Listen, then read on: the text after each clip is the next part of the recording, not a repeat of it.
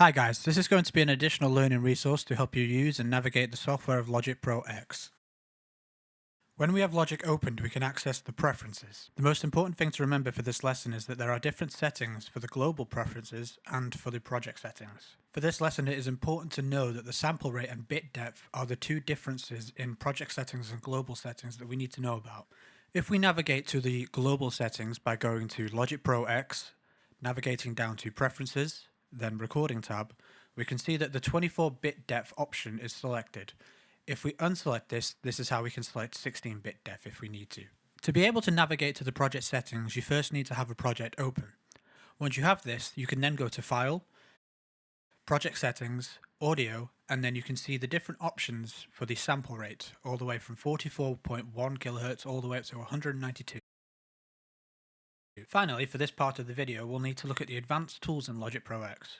The advanced tools in Logic Pro X offer a lot of functionality and features that we'll need later on. The advanced tools are located in the Logic Pro global settings, so we'll need to go to Logic Pro X, Preferences, and then navigate to Advanced Tools. Once we've navigated to the Advanced Tools window, make sure that every single option is selected. These will be coming in handy later on in the videos to come. Whilst you're here, take a second to look at all the different options available. First, we'll look at the control bar. This is the bar that is positioned at the top of the screen horizontally. The library is where we'll be able to access many of the instrument presets in Logic Pro X. This will give us a great foundation when starting to create music. To access the library, you can either click on the button or you can press Y on your keyboard. These keyboard commands will come in very handy later on. Alternatively, to access the inspector, you can either click on the button or press I on your keyboard. Again, remembering these keyboard commands will come in very handy later on. When you first look at the inspector window, you can see that Logic has a channel strip there for your instrument. It also has some extra functionality that we'll look at later on. Moving on, we have the playback bar in Logic Pro X. This is simply the area where you can fast forward, play, stop, and record.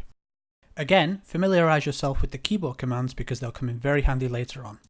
Next, we have the mixer and the editor buttons. If you click on the mixer button or press X on your keyboard, Logic will open its very own version of the mixing desk.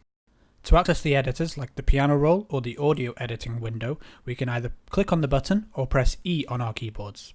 Finally, we have the buttons for the Apple Loops and browser windows. To access the Apple Loops window, we can either click the button or press O on our keyboards. The Apple Loops window will become very important in next week's lesson, so do familiarise yourselves with this keyboard command. Finally, for the control bar, we have the browser window. To access this, we can either click on the button or we can press F on our keyboards. The browser window is where we can access many of the different media types that we have inside of our machines or on the Logic Pro projects that we're working on. For now, it would be a good time to go and have a look at the different keyboard commands and familiarise yourselves with the different options in the control bar. Now we're going to talk a little bit more about the inspector window. Remember, pressing I on your keyboard or clicking the button will open the inspector window. Once we have the inspector window open and a track selected, we can see that Logic opens its very own version of a channel strip dedicated to that track. Inside of this channel strip area is where we can look at things like the volume control. This is controlled by the fader that you may well recognise from other mixing desks you might have used. We can also access things like the pan control and the signal level. This is where you might check if things are peaking.